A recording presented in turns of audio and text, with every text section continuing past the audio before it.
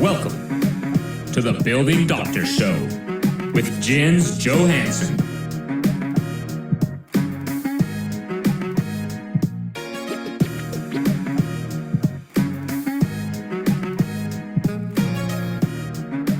All right. We're shifting gears. Here we go. We're getting set up. All right. Welcome to the Building Doctor Show. I am your host, Jens Johansson. Glad to see you here to learn more about your building. This show is about sharing information and resources to keep your buildings in good condition, therefore maximum value, and keep your community happy and safe. We want to help you navigate this process by talking about what works and what doesn't with respect to your community maintenance and repairs. Today's show dives deeper into the condo loan process and the importance of focused project management, specifically with your loan and assessment management. We have 9 questions submitted this month around special assessments, project management of that assessment type information, and communications for repair projects. Think 201 level from what we have talked about before. So we have a couple of great guests and experts in this discussion. Our first guest today is Colleen Chesbrough from Northwest Bank in Portland. Colleen has served in the financial services industry for nearly a decade. She works exclusively with condo associations and focuses on education so that homeowners and managers better understand the lending process. Our second guest and expert is Becky Leach from CWD Group. Becky is a project manager for HOA construction projects, from small water losses to multi-million-dollar repair special assessments. She focuses on client and construction team relationships to keep the project on track. Welcome, Colleen and Becky. Please take a minute to tell us about yourselves and why you wanted to be on the show today. Becky, go first. Sure. Thanks for having me today. Like Jen said, I'm a project manager for CWD Group going on 4 years now. I have my project manager certificate from the PMI Academy and my construction management certification from the University of Washington. As a project manager for CWD Group, I'm really a liaison between the board of directors, the homeowners, and the consultants, which would include J2 architects, and I work to help write construction budgets, and I really like to focus on relationships to keep what could be an otherwise hard situation of the project to go through, and just, keep it on track. Awesome. Colleen, how about you? Yeah, I'm excited to be here as well. And like you said, I have been in financial services for a very long time. I used to work on the consumer side. And so education and helping folks understand lending and the opportunities and the options that they have when it comes to saving themselves money is kind of my specialty here. And so I've been working with HOA lending for about 4 years. Northwest Bank has been doing it for about 14 years. And that is everything that I do now. I really enjoy working with boards and management companies to make sure that they understand their options and what works best for their association. So yeah, I'm excited to chat today about this. Awesome. All right, now that you know where we are from, where are you guys from? Here comes a poll to tell us a little bit about who our audience is, and this will help us tailor our answers. And so it's, what state are you in? Are you a board? Are you a manager? Are you just somebody that's involved and wants to learn more about their building? And while you're filling that out, and while we're waiting for other people to join in, let's talk about the show and the format and the sponsor. Today's sponsor is J2 Building Consultants. We're a fantastic group of engineers, architects, and project managers that help diagnose, prescribe, and treat sick buildings. So just like a doctor, we diagnose the problem, prescribe the right plan, and help you treat the repair process by overseeing the contractors to make sure they put the buildings back together correctly again. You can find J2 in Seattle, Washington, Portland, Oregon, and Salt Lake City, Utah, as well as the surrounding states, and find them on the web at j2consultants.com. So the format of this show is webinar based, so you can attend live and ask your Q&A questions, but you can also submit your questions online all month and watch it later, and even forward this to your board or other owners for their benefit. This show format gives us about an hour. It allows us to really focus on each question. We can show pictures. Today we've got some great budget handouts, things like that. So we can provide examples and be a little bit more serious and provide a little bit more classroom, if you will, than our social channels that are typically more fun. Facebook, Instagram, TikTok, those types of things. Search for J2 Consultants, but be sure to check out our YouTube channel. We have over 200 videos there, specifically about education and walking you through a site and looking at actual building damage. So let's see the poll results. We have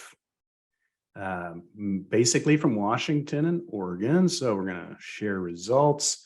Washington, Oregon, managers, others. I'm just curious, how'd you hear about the webinar? That's good to know. And have you been through a repair project before? Yes, a big one. Okay, well, you guys probably will have some good insight for everybody else. So Q&A can also be put your best practices in there of what helped you through your repair process. We're all here to learn from everybody else, and we'll be able to share that with the group. Okay, so we can be done with the poll. All right, disclaimers. I got a couple of them. The first disclaimer, we're not selling you anything. This is a free show. Put away your credit cards. You will not be asked to buy anything. Number two, this show is for educational content only. We're not giving you legal, financial, or engineering advice, and I'm not a medical doctor. We're just people on the internet trying to help you run your building better. And between us, we've helped thousands of people with their building problems, and we've seen what worked and what didn't when it comes to restoring condominiums. So we want to share that with you in hopes that it benefits you. So if you're curious about my credentials or experience, ask for my CV in the chat, and Brooke, the producer, will put that in there. That is the chat piece. For your questions, put them in the Q&A tab. So today is episode 7, September 2022. It is back to school time. We're still getting some good weather, but it's getting colder at night. We're getting out the throws. The furnace is turning on. But it's back to school time. Time to get serious about your building and maintaining it. So glad to see all of you back in school at this event. But also, Becky, can you give us just a couple of tips about what to do with your building in the fall? Right now is a great time to do what? Absolutely. Now is a great time to take a look at your building envelope. Get it ready for the fall, get it ready for the rainy season. You want to make sure that you're ready for and preventing any roof leaks, window leaks. Make sure all your seals are prepped. Any building investigations, if you're behind the curve on that, now is the time, so that any work that needs to get done can get completed before the rains come. We see birds' nests getting built in everything. So we always have our first chimney block up that backs up smoke or fumes into the place. We see duct fans that haven't been used all summer because it's been cool. They get blocked up. We see, roof drains get clogged because there hasn't been just that rain washing things off. So yeah, it's a great time to take a look at your building. So we have 9 questions today around the condo loan process and the importance of this project-focused management. And so be sure to stick around for the live Q&A at the end. I've got a gift box, a secret gift box, and it has things in it. So we'll open that up. I think Colleen and Becky have some things as well. And we also have an extra gift for you today, is a discount coupon code on proposals. We wanted to promote this show and also get you ready for the fall. So use the Q&A tab to type in your questions. We'll answer as many questions as we can in the hour and then add the rest of the next show. If you have specific questions and want to get on a one-on-one consult call with any of us, stay tuned for those slides in the presentation and you'll see our contact information. So let's get into it. Here are the 9 questions summarized here. Number 1, what kind of prep work should we do to get ready for a special assessment? Yeah, that's a good one. Number 2, this one's multi-part, and listen for the pain in this question. We have a special assessment coming, but we don't know all the details yet. I'm afraid the owners are going to start asking a bunch of questions the board and management don't know how to answer. I'd rather wait and gather more information from a lender and our consultant before I share too much with the whole association. When am I obligated to break the news? So that's a multi-part one. We'll unpack that. How should we plan to maintain after repairs are done? The building's going to be completely different. Yeah, we can help you with that.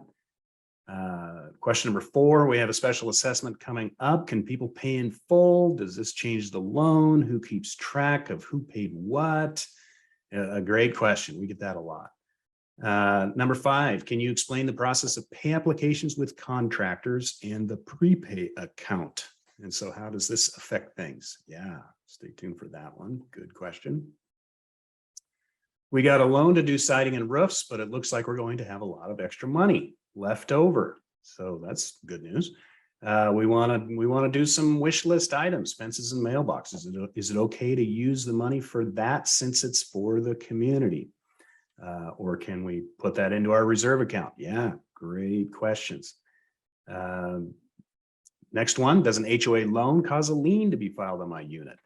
15 years ago it did, but yeah, we'll talk about that. Am I able to refinance during this process? What happens at sale time if I still have a loan? Great question. What happens when something goes wrong with payments or money? What if we fall behind? What if my neighbor doesn't make their payments? We've got a couple of tips on that one. And we had a special assessment a few months back, and I'm pretty sure the management company is not keeping track of the money. This is also a fair question. Ooh, can you imagine? There were also several owners who prepaid and the manager's just not being responsible. How should we confront them? Wow. Okay. So put your questions in the Q&A panel and stick around. Let's get into it. All right. Preparing for a special assessment, and we even have a little project budget here. What kind of prep work should we do to get ready for a special assessment? And the concept of this, where we as consultants, when we're working with the board, we hear the board talk about, you know, we got this contractor bid for $650,000. So we're going to go get a loan for $650,000. And I'm like, ooh, wait, stop. If you're in Washington, what about sales tax? That's 10.2, 10.3%. What about a building permit? What about, you know, a manager fee or a contractor or consultant, manager, bank, legal? All these guys have fees, whether it's loan fees or, you know, management fees, things like that. What about contingencies? So let's talk about what kind of prep work should we get ready for a special assessment. Colleen, do you want to jump into that first?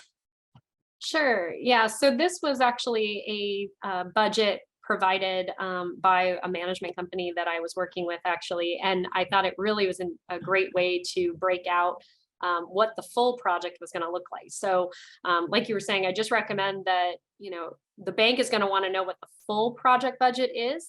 And so that's going to include hard costs and soft costs. And so that's where you really do have to take a look at what is the bank's loan fee? What are those other costs that, you know, you may not have thought about? And should that be included in the actual loan amount? A lot of times those costs are pretty significant and your reserves may be earmarked for future projects and not necessarily for these additional costs. And so it really should be rolled into that loan amount, and you want to be able to relay that to your banker when you're asking for the loan. Right. Okay. And then prep work, Becky. I mean, how do you work with your boards to make sure they're ready to vote on a special assessment? How's that? Yeah, on top of the budget, before getting to the budget piece, you want to really make sure that you've done your due diligence on exhausting what you need to do for the investigations on your building. You want to do the visual inspections, and then you also want to make sure that your consultant is doing whatever intrusive investigations and opening up whatever they may need to open up to get a better idea of what's happening, maybe underneath your siding or underneath your top level of roofing or whatever it may be, in case there's maybe more than what they can see from the outside, because that special assessment that maybe was going to be $100,000 could be $200,000. And you want to know that before you special assess, because the last thing you want to have happen is not have enough money and have to special assess a second time. Yeah. Yeah. And we'll see it from we'll call it the visual assessment or the walk around or the non-invasive, and then the invasive, where we actually pull off some siding and look at things underneath, because some of those contingencies, water damage or bad structural conditions, you can't tell from just stains on the siding. And it might be a lot of work. It might be a little bit of work. So have we done a little bit of invasive? Have we, in the doctor terminology, have we done the MRI and the X-ray so that, surgery doesn't reveal a whole bunch of weird stuff inside that just gets more expensive? And we want to have that built into the bid documents so that the contractor doesn't get too excited and start giving you change orders even before the job starts. So that would be one thing. Another piece, preparing for a special assessment, communication comes to mind. And what I mean by, communication is the biggest flop we see boards struggle with is we're going to have a meeting and we're going to vote and we're going to go. And so the populace hasn't even been informed. The board may have been working on this for 6 months and seen all these reports and doing all this stuff and kind of ready for it mentally. But then the vote or the special assessment happens and nobody's been educated. And so what do we do? What do we all do? Human nature, we dig in our heels and we say no. And so do the town halls, do the flyers, do the emails. In today's software, you've got text, you've got pink flyers on doors, and have an ice cream social out in the tennis courts on a Saturday, saying there's no vote. Come talk. Everybody knows we need new decks. Come on, we got to talk about this. Lay out all those reports, or better yet, have your consultants come talk to the group with a slideshow and say, this is why we're asking for a $20,000 assessment. Look at the damage on your building. And so most people say, hey, my interior is fine. What's wrong with my unit? There's nothing wrong with my unit. Why are you taxing me? And so communicate. What's your favorite way to communicate, Becky? The meetings is really the best way to communicate because it takes the guesswork out of it. And I can't stress enough the importance of having the consultant at those meetings as well. You really nailed it there. If you've got, me as a project manager, I sometimes know enough to be dangerous about a certain sort of construction. But if my consultant is sitting there next to me and the question is asked about the construction or the work needed, it means so much more to the owner that asked that question, because it can be answered right then and there versus, I would say, I don't know, I'll get the answer for you. But when you're talking about money and you're going to have to pay for this project because we know the roof needs to get repaired, for example, the consultant being able to answer it right there. Here's your beams. My beam walkways look fine, Yes. Don't they? Yeah, here's a cross section. I can see through your beams, and let people touch it. Let people feel it and go, whoa, that's holding up my deck. Yikes. And so just show and tell. Yeah. Let's see, special assessment. If we want to put on our detailed hat, that means it's been voted upon. And so, I'll get some boards that are beating around the bush about, well, it's technically not a special assessment because we haven't voted on it. Okay, that's fine, but you're talking about your walkway beams need to get fixed and everybody's admitting that they're shored up and they're, whatever they are. Why? We're getting bids. Come on, let's share this information. Let's talk about it. Now, reserves may pay for it, so we don't need a special assessment. But if the reserves don't pay for it, then we need to do a special assessment, right? So it's communicating and talking about that stuff. Colleen, any other little piece to add? No, I think it's always just good to, like you said, just to have that communication up front. The bank also, it means a lot to the bankers to know that you've already communicated over and over at exhaustion before the project, because we always want to make sure that all the owners are on board with the project. And so, or that you can prove that you have had that kind of clear communication with your association unit owners, the better it looks for underwriting. I'd want to be a board member that stands in front of the group and says, you might have missed the last meeting. You might have even missed the last 2 meetings, but we've been talking about this for 6 meetings. And so come on, guys, it's no surprise here. Let's keep it moving. Let's get our buildings fixed. So yeah, let's move on. So again, communicating, this is kind of another one of those pieces. Communicating with the HOA. We have a special assessment coming, but we don't know all the details yet. Yeah, this is the I'm really worried about it. I'm afraid the owners are going to start asking a bunch of questions the board and management don't know how to answer. I'd rather wait, gather more information from a lender and our consultant before we share too much. When am I obligated to break the news? So it's kind of a part A, part B that we're talking about here. And my first inkling is to say, you know what, it's just like planning for a party or an event. It's save the date. We know we're going to be doing this on this date. We know this needs to happen. More information is going to come as we get more information, but here's what we're doing. We've engaged with the consultant. We've engaged with the bank. We're talking. We know we got to replace these roofs. We just know it. We don't know the total amount yet. We don't know when it's quite going to start, but that's going to start rolling out. So stay tuned for more info. So what, Becky, how about you? How would you help this person who's saying, I just want to wait. I don't want to share too much. What would you tell them? Yeah, I would look at the governing documents to see what's required for the association. I know that most governing documents will say for meetings, the ratification meeting, and that's a little bit ahead of what we're talking about now, but for the ratification meeting, it will say when the document invitation needs to be mailed to ownership. And then as far as when am I obligated to break the news, it's my understanding that the state of Washington does have a rule or a state statute about that. And I would check with an attorney, depending on which state you're in, if there is a state statute for that, if there is one. And so that's when am I obligated to share the news? Yeah. So 99.9 of the bylaws that I've read said the board shall maintain. It doesn't say the board shall maintain if you got money. So it is the board's job to maintain the building. And so we're kind of stuck. I can't stress enough how important it is that if there is a discussion about a special assessment or a large project, discussing it anytime there is a board meeting or anytime communication goes out. And if really it's a large project, schedule a meeting or put a special flyer out for ownership, because people want to know. And if it is something like decks or roofs and people are going to see consultants and contractors on site, they're going to want to know what's going on. God forbid it's any kind of a life safety issue. People definitely need to know that it's going on for that sort of a thing. But you'll have a more contentious special assessment the longer you wait to break the news. And that is the last thing that you want, because that's hard to dig out of with ownership. It's a trust thing.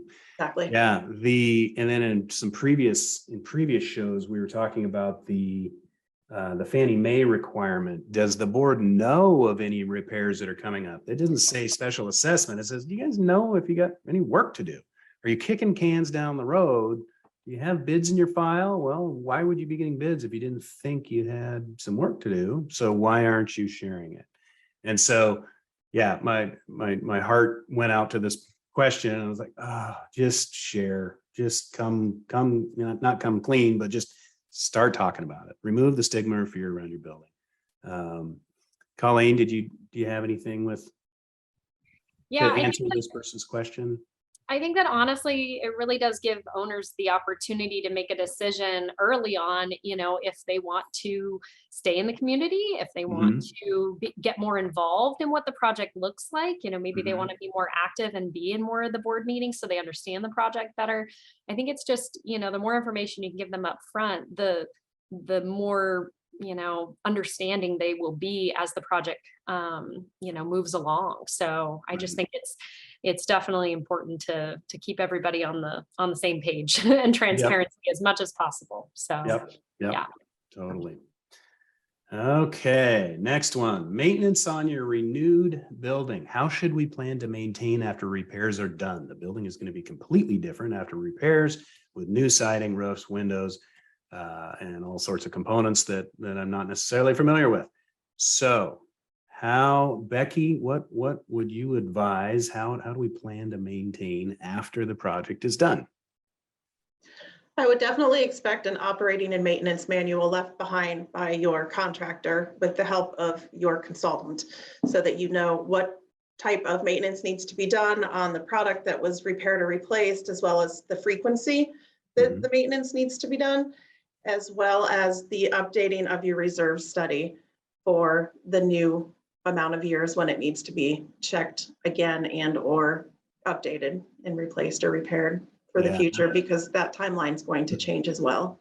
That's what I was thinking. And after talking Yeah. to the reserve specialist, last month, I think it was a lot about, we were saving for a new roof and now we have a new roof. So now we've got 30 years or 25 years, depending on the roof, that we don't have to save as much for. Maybe we had an accelerated thing to get caught up. Now we can back off a little bit because we can reset those clocks from zero. And oftentimes we'll actually see your monthly fees come down because it's so far out. And so it's maintenance is a good thing and planning for it's a good thing. Colleen, you guys banks use reserve studies, right? Mhm. Yeah, Yeah. so that was one of the things that I was just going to mention is that, so we usually want to see what's the last reserve study that you got, what percentage funding were you? A lot of times that's where we see that they were, the association was really underfunded. And so we understand why the loan is necessary. But we want to be an advocate for the association as well. So we want to see that moving forward, that they are reserving accordingly, for those future projects. And so that's where at least Northwest Bank does require a reserve study within 12 months after the project is complete, so that we can see that they've updated those figures to include now the new elements of siding or roofing or whatever it might be that they were prepared. So that way we're on, being an advocate for those owners as well to make sure that, they understand what they need to reserve moving forward, whether that means, hey, now we can reduce our ongoing reserves allocation, or nope, we need to keep it up high because we do have some future projects coming. So. Yeah, an interesting thing is to put in most warranties, or most states have a 12-month, 1-year warranty. So at 11 months, we'll go walk around. And so at that same kind of clock or same kind of timer would be a good time to, hey, let's make sure the reserve study has been updated. Let's make sure we're on track. Let's make sure we have all our warranty information in the right place and things like that. So after big repair projects, we also see some board members retire. They'll put in that last ditch attempt to, I'm going to see this through and get it done, and then I'm going to retire or get off the board. And so you'll have some brain trust changing there a little bit. So you'll want to see that. So, all right. Okay. So is what we're talking about making sense? If you need help coordinating your repairs, talk to Becky. So she is an in-house, in management house project manager for the HOA construction end of things.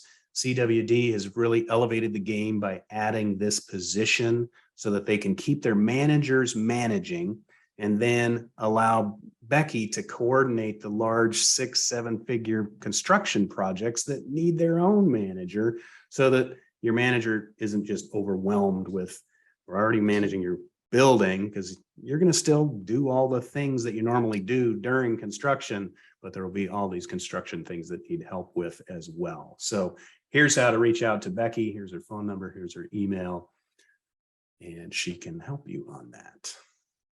All right, next question. Paying special assessment in full versus participating in a loan.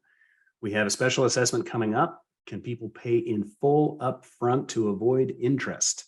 Will this affect the loan at all? Who will keep track of who paid what? Will the prepayers be obligated to pay more down the road?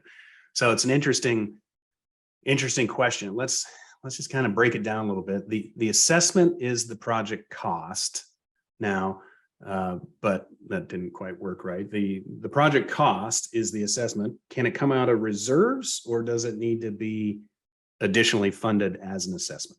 So that's kind of the piece there. A loan or financing will allow you to spread this special assessment out for many years for a smaller monthly payment.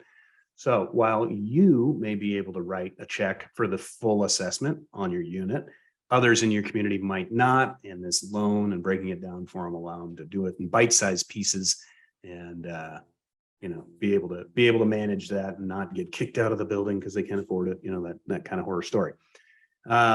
And if you pay up front, you're not participating in a loan, so you wouldn't have any interest. So I'll have some more pieces there, but Colleen, this is a loan question. What do you think?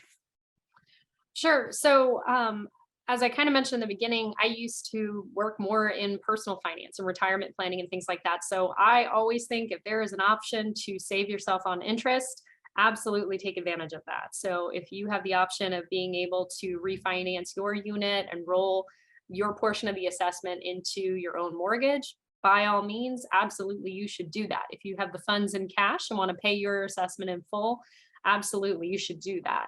And so what we do is that as soon as with what the final dollar amount is, we recommend that, the board poll everyone and allow people to pay in full upfront before the loan closes, so that hopefully that will reduce that loan fee, that will reduce any interest that potentially could accrue in maybe just the first few months of it, by allowing them to make those prepayments up front.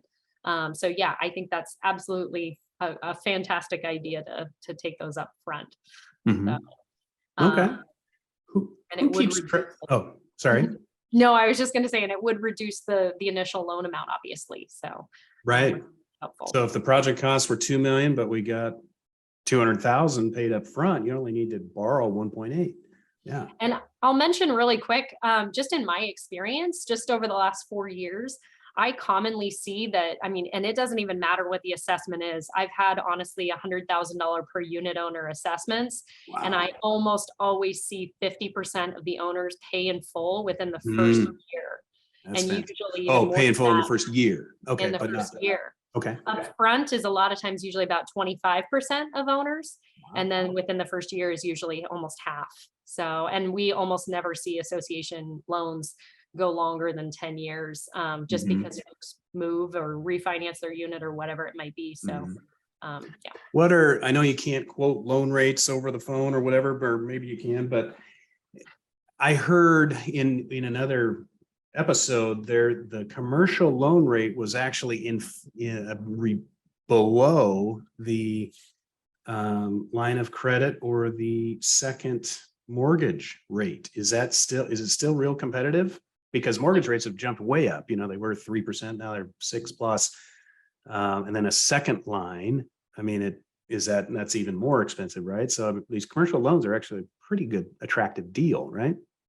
Yeah, I would say that honestly, some of the short-term rates are actually higher right now. So I know like our 2 and 3 year rates are actually higher than our 5 and 10 year rates. And that's looking at an index that basically is used nationally by multitudes of banks. So yeah, you are seeing kind of that inversion, but Right. hopefully it's all going to kind of balance out eventually. But yeah, you just have to check with your mortgage lender to be able to see, hey, is it better off for me to be with the commercial loan, or should I do it myself? A year ago, absolutely, you should have done it yourself. But now it might be actually better to go with the bank loan until rates change. Right. Gotcha. So it's good to study both those things. So who will keep track of who paid what? Becky will, right, Becky? Everybody will, including Becky. Yes, absolutely. So accounting will definitely be keeping track of who paid what as the funds are coming in. And I will check every month that those funds were put into the right account. If you think about the accounts that the HOAs have, you're going to have your reserve account, your operating account. Now we've got a special assessment account. You might have a couple water loss insurance accounts. It would be really easy for somebody in accounting, your accounts receivable person, to put a check for the special assessment potentially into the wrong account. There's so much coming in for them. There's one accounts receivable person for this property, and there's so much coming in. So if I see that one has been deposited into the wrong account, or there's not one there that should be, I'll look for it and I'll find it and I'll have them move it. Easy, done. The board should also be looking at their financials every month, whether it's the whole board, the treasurer, or the board designates somebody to be checking that should also be happening, as well as my lenders that I'm working with right now ask quarterly for a report of delinquencies broken down by unit that shows who's paid what up to that date for the loan. So they also see that. Right. And that's how we're tracking it. Okay, cool. And we've got a couple of questions around this, so we'll kind of keep hitting at it, but it's one way to think about it is your monthly dues are kind of in one column. That's cable, Yep. garbage and stuff like that. And then you've got another column that's special assessment. And so when it's a special assessment, we see that column. And in another question, Colleen will bring up some information. When some boards like to roll it together as an approved budget, then it becomes one thing, and that can have its pros and cons, and we'll get to that. So interesting little distinction there. Will the prepayers be obligated to pay more down the road? And I think what that question gets to, for all of us who remember living through 2008 to 2010, 30% of the units were in foreclosure, and the other 70% had to pick up a higher garbage bill and a higher cable bill. And we didn't get to divide it by 100. We only got to divide it by 70 because 30 weren't paying. In that level of crisis, yeah, those things go up, but what we're seeing now is we're not seeing so much. But where that comes out of is likely reserves, right? So in the end, maybe prepayers might have to pay more in reserves, but it's pretty rare that somebody goes knocking and says, "I know you paid already, you got to pay more." Is that your experience, Colleen? Yeah, so commonly, I mean, what comes down to is that the bank has to get paid. So even if you have one owner that's delinquent by over 90 days, the shortfall is going to be probably coming out of reserves to be able to make that loan payment. And so that means that the association has to be really diligent about addressing those delinquencies as soon as possible so that they can recover those funds. And I think we talk about this a little bit later, but the idea of using a serial assessment makes sure that it allows that the owner is only on the hook for 1 month's payment at a time. And that even if that's the next question. I won't let you okay, go I'm ahead and sorry, steal I'm the mixing it up. thunder But yes, from the next question. there is a way to make sure that you are able to collect those funds. So, and that hopefully there will not be a case where those other owners are going to have to pick up the difference. Pretty rare, right, Becky? Is it pretty rare in your instance that people have to pay more? It is very rare. Yeah, I Okay. haven't seen it yet in one of my assessments. Okay. Anything else to add to this one? It's a big question, but it's I guess one more thing I'd add, we have different cultures, we have different religions that view debt differently. The borrower is slave to the lender. There might be people that say, you know what, I'm not interested in that, and so I just want to prepay in full. But balance that with people who, look, we don't want to kick anybody out of the place. Let's get a loan. If you want to participate in it, great, it's there. If you want to pay it off early, fantastic, you can do that. It's the ability to help everyone in the community. So I do have something to add now that you've said that. We do have one-offs quite often where somebody will say, can I pay half of my special assessment upfront and opt into the loan? And it's a board of directors decision. For most of the communities, there may be something specific that a lender says, no, we can't do that. But I haven't found that case yet. I've been able to have the boards have approved that so far, where somebody might say, okay, I know that a 3 lump sum has been approved. Can I do it in a 5 lump sum? Something like that. So typically boards can make one-off approvals for owners. Yeah, things to add to the loan resolution. Yeah. Oh, will we let them pay early? Will we let them use their year-end bonus? Will we let them use their tax return? Will we let, that type of stuff? But yeah, talk about that stuff up front. So we're hopefully scratching some itches here to get you to think about how we want to get this loan paid off. So Yeah, let's jump to the next one. Oh, yeah. I was just going to say, I can't speak for every bank, but I do know that we can accept principal payments at any time and apply them to the loan. So there's no restriction on that. So, and how that comes to the bank is completely up to the board and the management company. If it's just one owner paying off half of their assessment, or a lump sum that's coming from the group, it's perfectly fine. Great. All right. Pay applications with contractor. Can you explain the process of pay applications with contractors and prepays? So how does this affect the interest on the loan? And then in fine print, how do we make money on our loan funds? And so let me break this down a little bit. Contractor pay applications follow kind of a bell curve. We start out early in the job and we start working up to maximum potential, and then we taper off.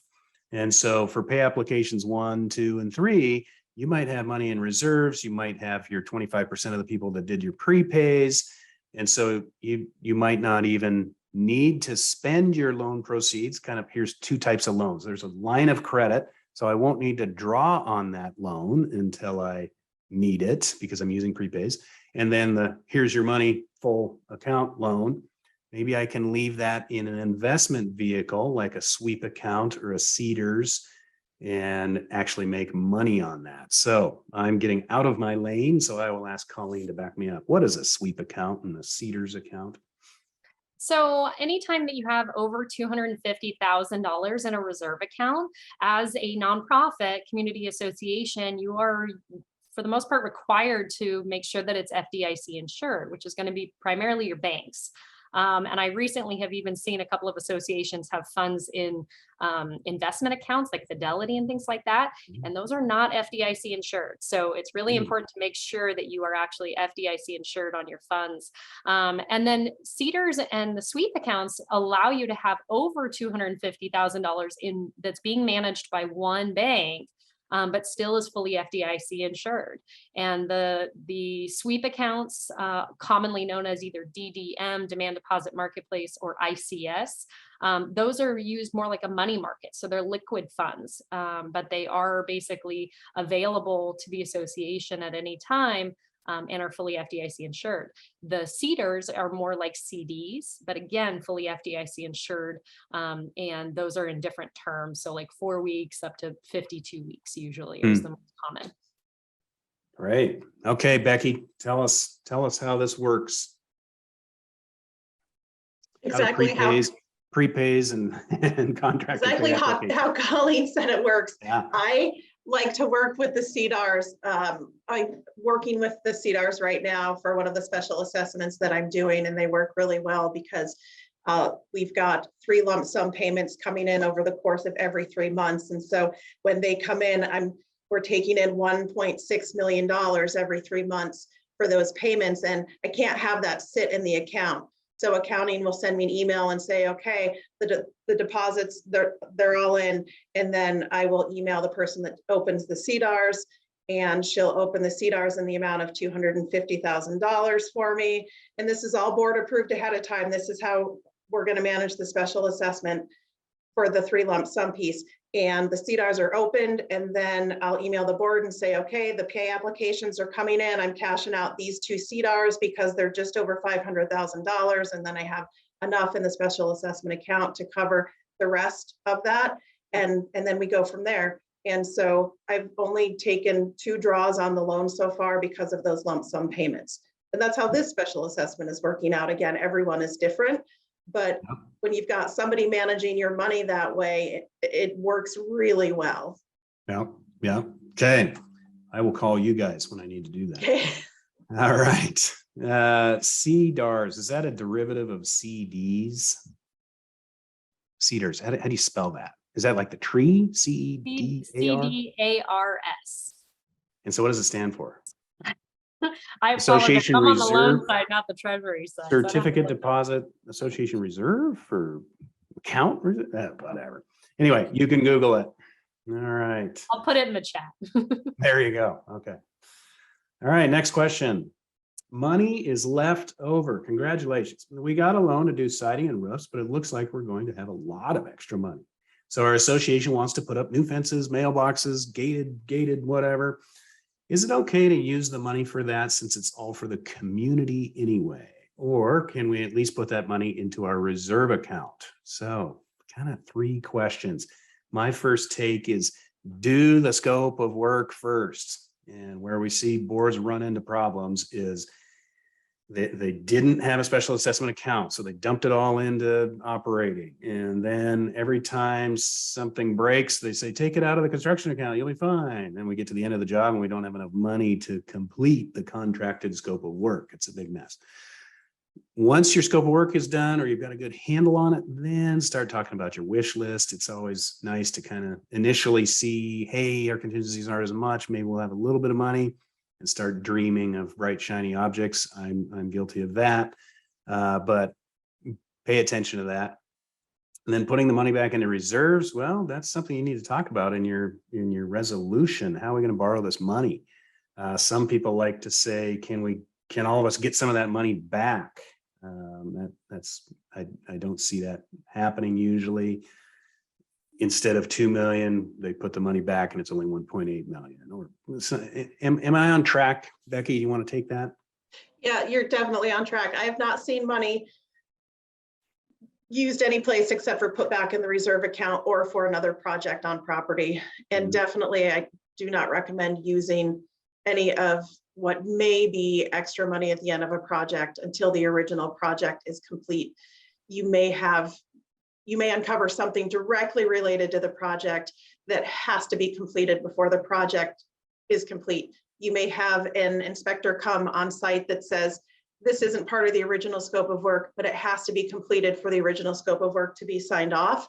And you'd really want to have that money if that were to happen. Here's a code upgrade that nobody knew about. Yeah. Exactly, versus a scope creep that takes you off in left field that's not really related to the project. Yep.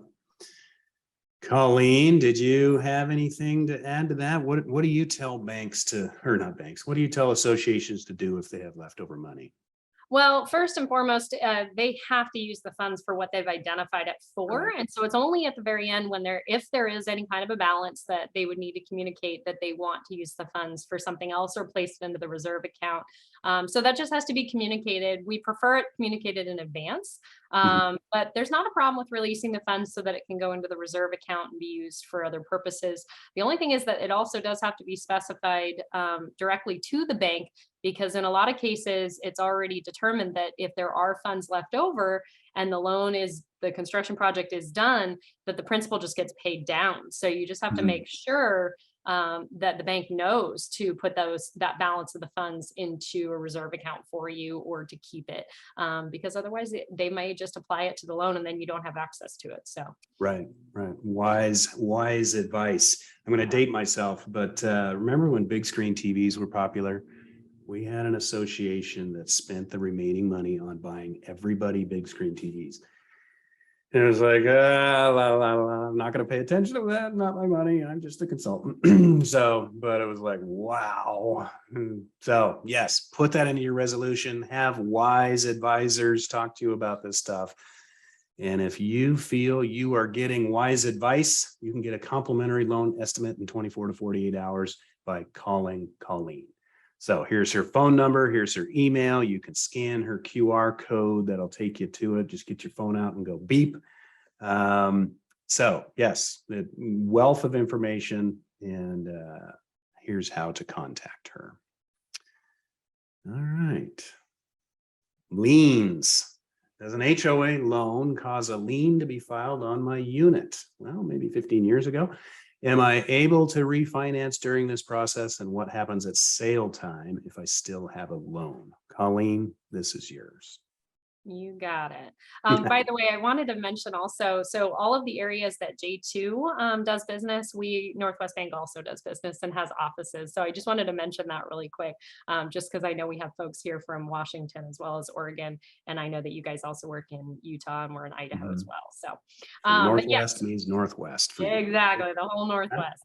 So the bank will not actually file a lien against any individual unit because the loan is actually between the association as an entity, excuse me, and the bank. So those individual unit owners, we're not going to place liens on those units.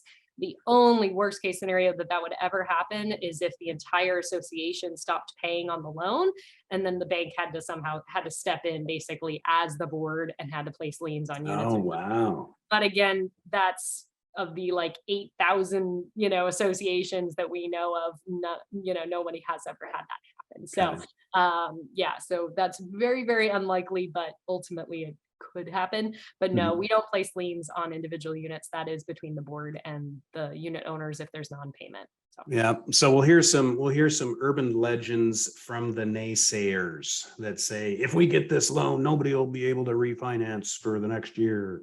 And I kind of smile because I've got lenders that'll take all that work if you give it to them. Have you ever seen not being able to refinance during a loan process or during a construction process? No, you definitely, as far as the bank is concerned, you can refinance, sell your unit, whatever you'd like to do. So that doesn't bother us at all. Again, Becky, I know that maybe you said that you've worked with some lenders that maybe had some restrictions on when those prepayments could come in. But we're able to take principal payments at any time if an owner sells or refinances or anything like that. So, yeah. Great. Becky, what have you seen? I mean, we're beyond liens, but your communities are refinancing. What happens at sale time? They are refinancing, and at sale time, I've seen everything across the board where owners may pay off the special assessment. Buyers may pay off the special assessment. They may split it. Mm-hmm. Really, any of the three. Let's see, do loans have to be paid off if a unit owner changes or, sale of the property? Probably not refinance. I don't know, but I haven't seen that it's a general rule yet in governing documents. It may be in some, but it's not anything that stands out as a standard yet. Would that be a tip to put into the loan resolution process? I don't know that it would be, because I haven't seen it as an issue at the sale. And honestly, I haven't seen any problems with special assessments in the last 3 years of those units selling.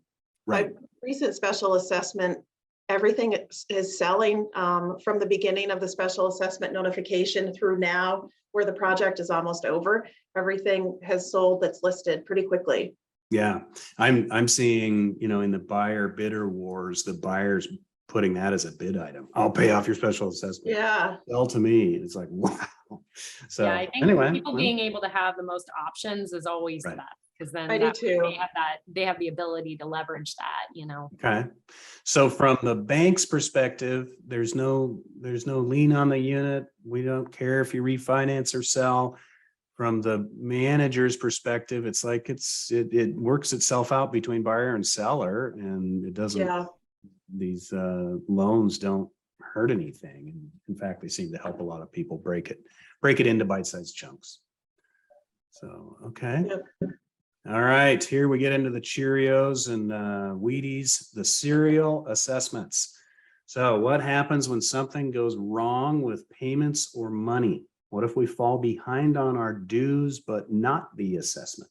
What if my neighbor doesn't make their payments? And so again, I talk about those two columns. I'm paying dues, I'm paying assessment. The assessment was $20,000. That monthly portion is $300. I've fallen behind on my assessment, but I'm still paying my dues for a couple of months. So a serial assessment means that you can, well, Colleen, why don't you explain that? Because I don't want to muddy it up. But it's not the whole assessment. It's just the payments that you've missed. Is that what that is? So traditionally, historically, there used to be just a special assessment. And so you needed a loan, you had this big project, and you were just working with a contractor, and it was $20,000 per unit owner, and you were due in 30 days, and you just had to figure it out.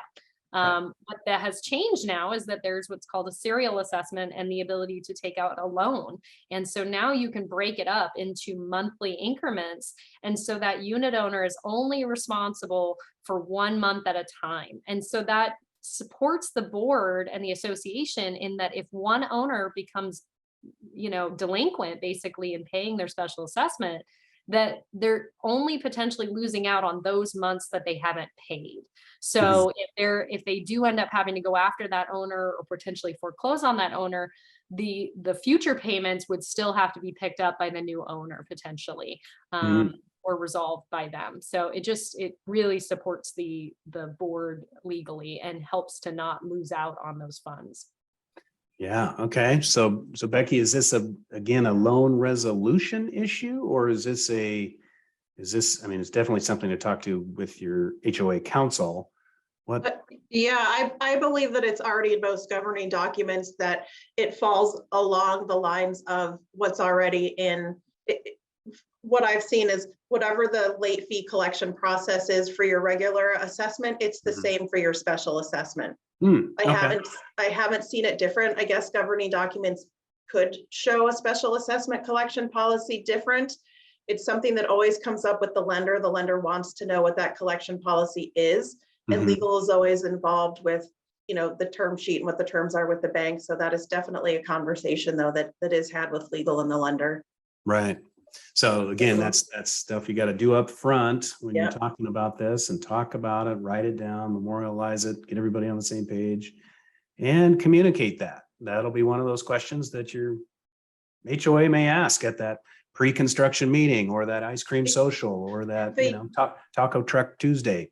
They do. That question was asked multiple times at different meetings. People will ask, what happens if I don't make a payment? And then what happens if my neighbors don't make a payment? And the most recent special assessment was, the first payment you miss, there's a late fee. And then the second payment, I think, is an additional late fee. And then it goes to collections, and then it goes to foreclosure. And it's just boom, boom, boom. That's the rate of how it works. Yeah. Okay. For that association. All right. Good tips. And the other thing too is that, at least from the bank's perspective, we're going to require usually quarterly financials for the first 2 years, and then annual financials after that. So we're going to track those delinquencies as well. And with most lenders, there is a covenant that basically can be breached, and you can be delinquent if you allow too many owners to get behind by 90 days. So you want to be really diligent about making sure to follow those legal proceedings promptly, to make sure that you don't run yourself into an issue where your loan goes, into default. I'm foreshadowing the next question, but what happens if, we hear it from boards all the time complaining about their manager of, we haven't seen financials for months. I don't know what I have in the savings account. And I'm just like, wow, what do you do? And so what do you as a bank? Okay, I want the quarterly assessment. Delay. And it's like, yeah. So that maybe just leads into this last question here. Management of money. We had a special assessment a few months back, and I'm pretty sure the management company is not keeping track of the money. There were several owners who prepaid, and the manager is just not being responsible. How should we confront them? And so how to deal with this? Yeah, Colleen, that foreshadowing question was, what do you do? What do you do when you see kind of a mess? From our perspective, we're going to notice it. And so we're going to address it with the board and the management company, if there is one, to request, hey, what's going on? If things are going the wrong direction, we want to know that what are the steps being taken to resolve it. So. Yeah. And no more money till you get this figured out, probably, right? Yeah. Becky, how, you guys have taken over communities that had kind of financials out of control. What do you do in that situation? You really need to take the time to see where it had gone off the rails and what you need to do to pull it back together, and be able to confront with that information, so that first you know what you're talking about, and then have your goal and plans to go forward. As far as confronting the person, you definitely want to do it as soon as you've got that information available, so that you can fix it as soon as possible, fix it the right way, and let them know what the expectations are going forward, and follow up with them, because you don't want it to happen again. Because if it went off the rails the first time, it could definitely happen the second time. I know that I follow up with my lenders. I'm in touch with them monthly. I'm sending them the receipts, because they need to see every receipt, everything that the money is being spent on, whether I'm doing a loan draw or not. They still need to see everything that the special assessment funds are going towards. So I'm in touch with them monthly to send them those items. They're coming out to the job site every monthly as well to see the work that is being done. So we're in touch constantly. And that's, I think, important, that you really want to have that open communication with whoever is managing your special assessment money and the lender. It should be open communication, and with the board as well. Whoever's managing your money for the project, whether you have a project manager or not, you should be in the loop of what's happening on the back end with everything. Knowing your financials. If you have a question about if your financials are a mess before taking on a 7-figure project, they're going to really be a mess after it starts. So being real confident in the financials, having that separate assessment account for the project is just so key and easy to track. So, yeah. All right. Well, good questions. 9 solid questions on loan stuff. If any of this is making sense to you and, does any of this sound familiar, get on a call with me. If it's fall cleaning, back to school, want to check your building, let's get an inspection going. You can set up a 15-minute call with me for free to get some specific advice with your building. We're using, Zoom and FaceTime and all that stuff. People are asking, hey, I see this crack. Is this something to worry about? What should I do? Does this deck look saggy to you? Does this stain mean something to you? Yeah, it does. Let's get out there and take a peek. So here's how to do that. You can also scan that out from your phone. So all the contact information is there. Oh, here's the special offer for this month. Community managers only. You get a 10% discount on your proposals to be the hero for your boards. Get 10% off all new proposals now through the next webinar, October 25th. Just visit the My Doctor Building Show registration page and submit the managers only form, or welcome to the modern world. Text manager 10 to 855-593-3752, and you'll get the discount. You'll get everything you need. And if you're not the manager, you can send it to your manager. So be the hero your board needs. Get 10% off, and let's take a look at things. Okay, now here's where we jump into the Q&A. So I see nothing in the Q&A. So that means we were so thorough in our answering of all these questions that we left no stone unturned. Giving it any time for any more Q&A, we're going to move on to our giveaways, and that's fine. And if you have a question, we can always come back to that from the giveaway. So, all right. Choose a number. And what this means is those of us who are giving things away, we're going to choose a number between 1 and 10, and Brooke will get with you. She can see the participants in the thing. So if I choose number 5, 5 is Bob. Brooke reaches out to Bob, gets the mail instructions, and we'll send these to you. So here is the white J2 gift box. In it, we have a pair of J2 sunglasses, so I can look cool in the summer. We have some J2 brew. This is really actually very popular coffee. It's a nice dark roast. And for everybody that's going to Home Depot, you've got a J2 measuring tape. I need to know those blinds are this long, and then, these little things they fit in your pocket. And a J2 lanyard. So if your teenager like mine wants to put their keys on a lanyard and look cool with it hanging out, this has that. So we will send that all to participant number 6. Okay. Stay tuned. Brooke will check with you. Colleen, do you have a giveaway? I do. All right. So I have this handy dandy Northwest Bank. Oh, let's see if you can see it. Notebook. Boy, that is really fuzzy. I apologize. Ooh, nope, I don't think it's getting any better. All right. So it is a leather notebook. It also actually does have a charger on it. So you can actually, cool. while you're at a meeting, you can put your phone on it. It will actually charge it while you were sitting there. And then the other thing that I have is this beautiful cork. Boy, again, that is just, does it get any better? Suffice it to say, it says Northwest Bank on it. I think it's because of my background. You can't see it.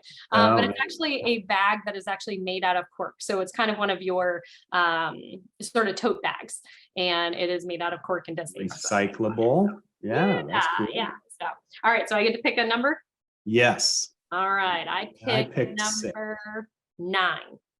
Okay. Number 9. You win a chargeable. That's cool. Chargeable notebook. In a bag. That's cool. Okay, Becky, did you have anything? I do have something.